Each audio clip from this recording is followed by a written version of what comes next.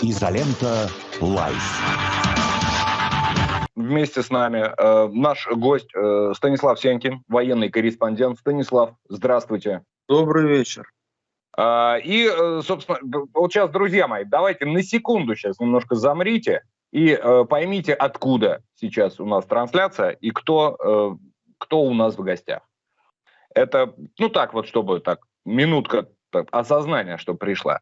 И у нас, значит, новость такая. Представитель народной милиции ДНР Басурин пленных иностранных наемников передадут суду, заявил Басурин. А что это значит? Ну, простым вот языком, если обывательским. Что этих людей не будут ни обменивать, ни по каким-то там еще каналам. То есть эти люди пойдут как банальные убийцы. Просто. А с убийцами, по-моему, в ДНР там немножко проще. Да? ДНР же конвенции никаким не подлежит, в ВТО не состоит. В Евросоюзе тоже, в судам по правам человека тоже не состоит. И мне кажется, вот здесь как раз момент такой очень неприятный для этих людей, в кавычках, которые сейчас там находятся. Станислав, поясните теперь нам не на нашем обывательском, а на чисто человеческом уже языке. Что, для чего эта новость? О чем она нам говорит? Ну, вы хотите, чтобы прокомментировал эту новость, да? Да, вот Басурин заявляет у нас вот такая ситуация. Мы по суду пойдут. Ну, я думаю, что Басурин анонсирует будущий суд над нацистскими преступниками. В принципе, это не первое заявление на этот счет, что военные преступники будут подлежать суду, и, как вы знаете, военные преступления не имеют срока давности. И это означает то, что все граждане иностранных государств, французы, да, особенно, которых там оказалось достаточно много находится, значит, в Мариуполе, американцы, шведы, да, которые очень активно поддерживают Украину, в том числе и присылая сюда пушечное мясо. Все эти люди будут осуждены и преданы суду, и, возможно, даже смертной казни. Вот это вот то, о чем мы говорили. У нас еще Дмитрий Верещага будет немножко чуть-чуть попозже на связи, начальник управления Центральной прокуратуры ЛНР. Мы с ним более подробно поговорим именно вот о правовой как бы, да, составляющей этого момента. А сейчас сейчас у наших режиссеров есть видеоролики от Станислава. Еще раз напомню, что у нас Станислав Сенькин, военный корреспондент в гостях. И давайте посмотрим, собственно, вот вашу работу, Стас. Можем, да, мы это посмотреть сейчас?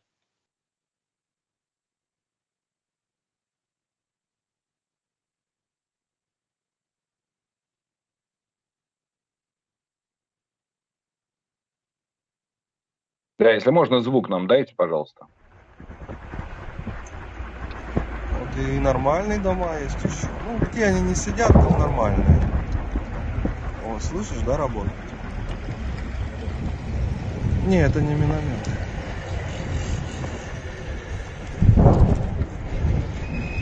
Стас, и от вас комментарий. Мы сейчас что видим?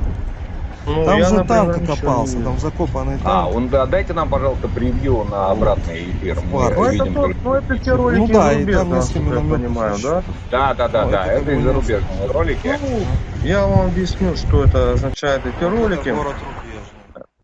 Ну, как вы знаете, что в республиках, уже признанных республиках России, значит, ДНР и ЛНР, есть два таких больших фронта. Ну, ДНР это, конечно, Мариуполь. В общем. А здесь, в ЛНР, в Луганской Народной Республике, основной фронт располагается в северной агломерации. Там 3 города, которые примыкают друг к другу. Это город Рубежное, город Северодонецк, столица украинской Луганской области, и город Лисичанск. Вот. Эти 3 города, в принципе, они находятся в одной агломерации и являются на данный момент бастионом украинского сопротивления. Вот. И эти кадры из города Рубежное.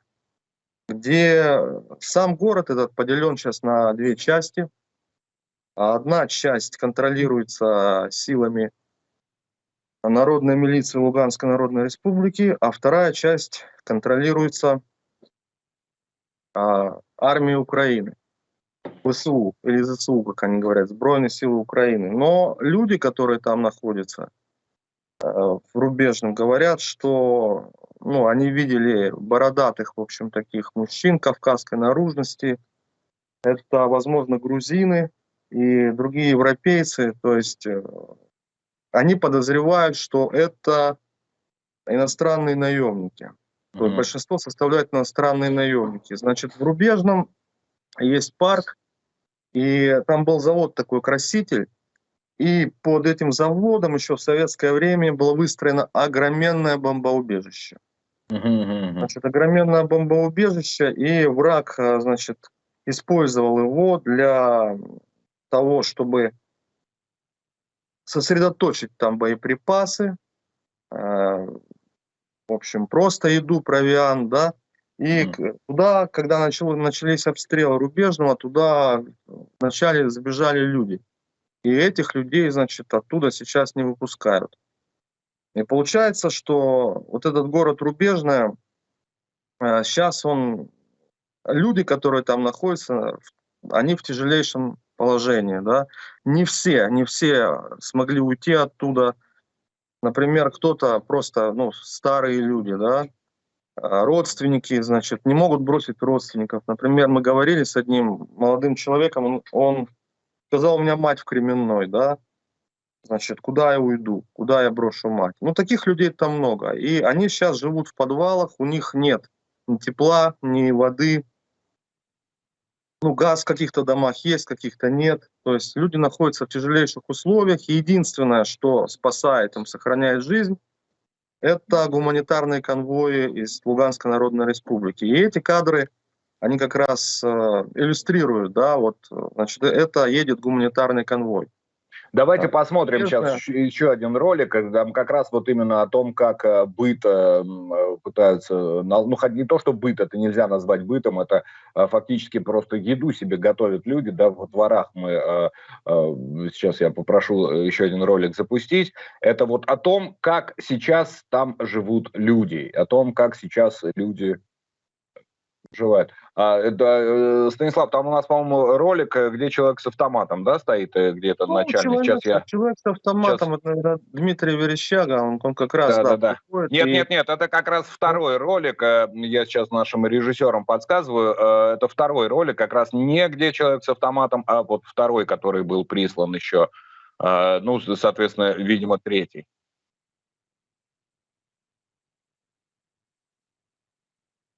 Ага, я понял. Так, сейчас, значит, я могу попробовать тебе переслать его, так, значит, сейчас мы в прямом эфире, друзья, я объясняю, что сейчас происходит. Единственное, этот ролик без звука поставь нам, пожалуйста, там по шумам есть кое-какие вещи. Да, то есть это вот то, почему мы хотим все это вам показать. Ребят, вот так сейчас выглядит фактически уже мирная жизнь, да, и насколько много будет усилий потрачено на то, чтобы эта жизнь действительно по-настоящему стала мирной и спокойной, это даже в голове не укладывается, если честно.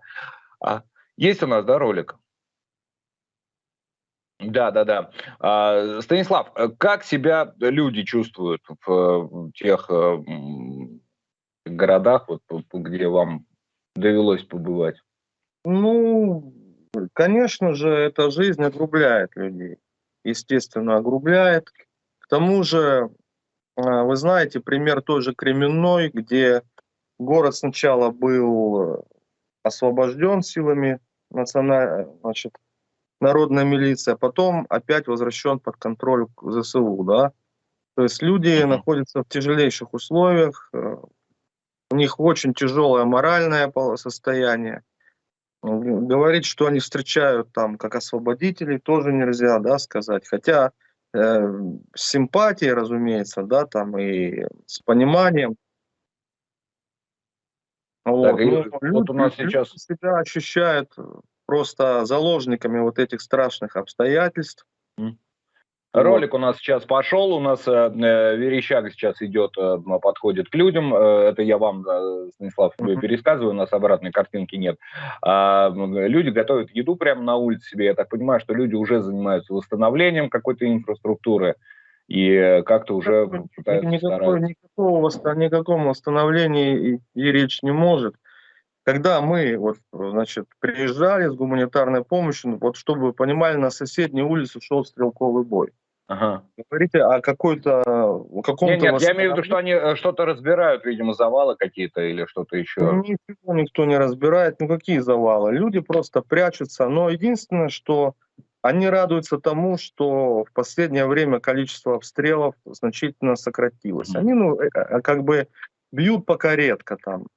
Может быть, раз в день минометная очередь или что-то еще. Но в целом я скажу, что ситуация вообще вот в Рубежном и в других городах, она не столь прям так радужна и не столь прям так оптимистична, потому что не потому, что у нас воины слабо сражаются или как бы неумехи, да, просто чтобы вы понимали, дом, да, в городе, любой дом можно превратить в суперпозицию. Это что значит? Это взорвать подъезды, да, оставить там несколько выходов, забаррикадироваться, набить его провиантом, плюс, короче, несколько людей в заложниках, как живой щит. Расставить огневые точки, да, снайпера постоянно передвигаются уже, понимаете? И этот дом, значит, это превращается в такую суперпозицию, и выбить людей там, выбить врага оттуда чрезвычайно трудно. Иногда на это уходит неделя, на каждый дом. Понимаете? И либо просто-напросто применить какие-то ковровые бомбардировки. Вы же понимаете, это не наш как бы метод в создавшейся ситуации. Вот вы знаете, мне, Станислав, очень часто прилетает от каких-то своих там либеральных коллег там, или просто от знакомых там друзей, которые не совсем понимают, что происходит на Украине в данный момент, и говорят, что у меня живут, значит, там вот где-то там, то у кого в Харькове, у кого там в Мариуполе, там люди там знакомые живут, и они говорят, мы не просили нас, значит, освобождать. Это все из-за вас, это вы на нас напали, мы не просили вас освобождать. Вот давайте кратко, и почему там происходит то, что происходит сейчас? Я могу только свое мнение сказать. Естественно, чтобы вы понимали, естественно, что происходит для людей, это трагедия. Не в зависимости там, они, конечно, в большинстве своем случаев, 90%, даже той стороны украинского Донбасса, они не любят и ненавидят как бы украинскую власть. Почему? Потому что в 2014 году воля вот этого народа была жестоко подавлена, да, реально жестоко подавлена. Здесь находились террористические батальоны, которые устраивали, в общем, террор в отношении мирного населения. Но в то же время все равно у них была какая-то жизнь, какой-то быт. Они женились, они рожали детей, понимаете? И тут случилась вот эта вот денацификация. Естественно, они воспринимают это не как денацификацию, а как свою личную трагедию, вне зависимости от своих политических взглядов и убеждений. То есть, если бы мы все-таки не сделали вот этот шаг первыми, там 24 числа, подождали до 28-го, когда Украина бы сама начала наступление и на Донбасс, и на Луганск, и на Крым в том числе, как планы, да, сейчас показывают, то вой был бы обратный, да, то есть, почему вы нас не защитили? Да, то есть как бы мы... Я не могу говорить, в будущем. Естественно, то, что вы говорите, да, это... Я прекрасно понимаю то, что вы говорите, но для большинства людей этого не существует. Для большинства людей не существует. К тому же есть еще одна проблема. Я вам просто эту проблему объясню. Вот, например, возьмем вот ваш ресурс, изолента, да, серьезный информационный ресурс. Но кто его смотрит? Его смотрят россияне, да. Вот что смотрят люди, которые находятся, вот, например, даже вот в этом Старобельске, да, у них есть канал Старобельск Лив. На нем 7,5 тысяч подписчиков. Это абсолютно проукраинский канал. То есть он на украинском языке, он оповещает людей о определенных событиях этой жизни, да, в том числе и событиях, которые происходят с этой стороны. но он доводит свою позицию. И их позиция такова, что они говорят, что никакого наступления не было, это просто паранойя российской стороны. Мгм. И понимаете, и люди, когда хотят найти виновного, естественно, ну, сказать, что они прям рады вот этому всему, ну, я этого не могу сказать. Ну, это Естественно, было они бы как минимум глупо, да, говорить, что они рады. Приходит какое-то осознание сейчас уже, вот на данный момент, к обычным простым людям? осознание чего? Вот люди, например, в палаточных городках, когда в палаточных городках они живут, и вроде бы, да, они говорят, да, Бандеры, но в то же время там говорят, вот у меня была вся жизнь, я копил там на машину какую-то свою, копил на то, копил на все, а сейчас у меня жизни нету.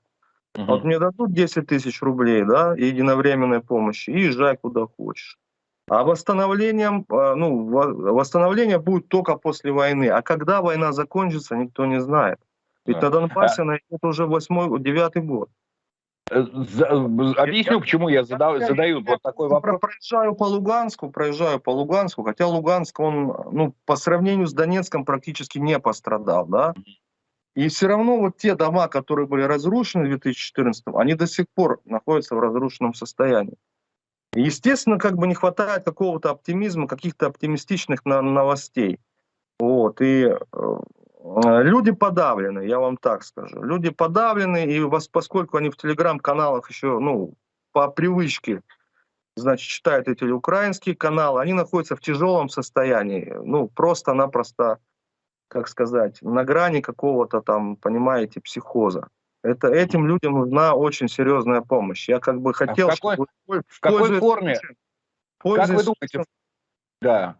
Во-первых, ну, конечно, Луганская как бы Народная Республика помогает. Это и ночные волки, да, которые постоянно возят туда, ну, какие-то грузы, да, хлеб, чтобы люди не умерли с голоду. Конечно, помогают. Но республика находится в состоянии войны. Вот, понимаете, тут необходимы лекарства, да, то есть получается так, что вот в этом ролике там вы видели, люди стоят и там что-то записывают на бумажку. Они говорят, вот нам нужны вот такие-то, такие-то лекарства, потому что аптеки все уже, ну, люди заходят, конечно, в аптеки и берут то, что им надо, но это уже заканчивается все, да, а там большое количество именно пожилых людей, чтобы вы понимали.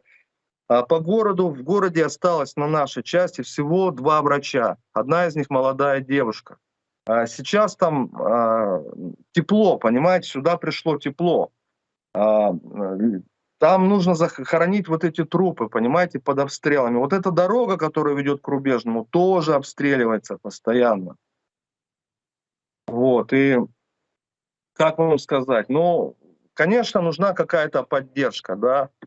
Ну, просто чтобы люди понимали. Мы очень надеемся на то, что действительно поддержка это будет, и я очень надеюсь на то, что не только у нас есть это понимание. У нас Станислав Сенькин, военный корреспондент, был сегодня в гостях. Вот мы такой получили непосредственную весточку прям вот оттуда, откуда действительно мы должны почаще получать. Спасибо вам большое, Станислав, и за ваш труд, и за то, что пришли. Спасибо огромное. Сил вам. Дмитрий попросил извиниться, да, значит, сейчас происходят, ну, фильтрационные мероприятия, то есть ловят там людей, которые из батальонов, да, батальон Азов, батальон Айдар, и он постоянно находится вот с утра до вечера, то есть вчера вот мы ездили на боевой выезд, да, поймали одного подозреваемого, поступил сигнал, что он был в батальоне Азов, да, сейчас просто скрылся. И просто у человека реально нет времени, он полностью занят своей работой. Но он попросил как бы... Дмитрию от нас всякую поддержку, и моральную, и просто вот пожмите руку, что называется. И мы с вами, и слава богу, что вы с нами. И значит, что будет хорошо.